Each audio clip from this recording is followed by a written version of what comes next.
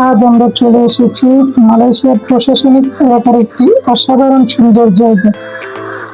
চারপাশে সবুজে ঘেরা বিশাল একটি গল্ফ ক্লাব, আর ঠিক পাশে রয়েছে একটি মনোরম রেস্টুরেন্ট। আমরা এই রেস্টুরেন্ট থেকে পুরো দৃশ্যটাকে উপভোগ করেছি। দূর থেকে গল্ফ ক্লাবের সবুজ মাঠ সত্যি চোখ জুড়িয়ে দিই।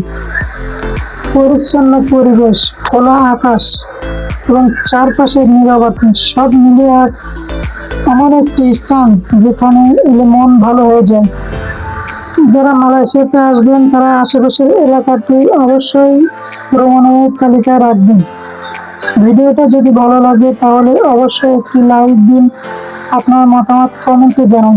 এমন আরো সুন্দর ভ্রমণের ভিডিও দেখতে আমাদের চ্যানেলটি সাবস্ক্রাইব করতে ভুলবেন না।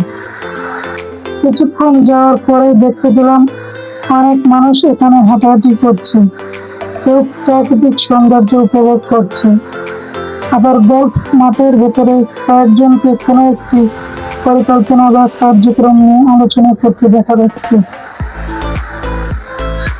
পরিবেশটা খুব প্রাণবন্ত ও শান্তিপূর্ণ। এই এলাকার সুন্দরভাবে সাজানো বিশ্রামের জায়গা রয়েছে, যেখানে বসে প্রাকৃতিক সৌন্দর্য উপভোগ করা যায়।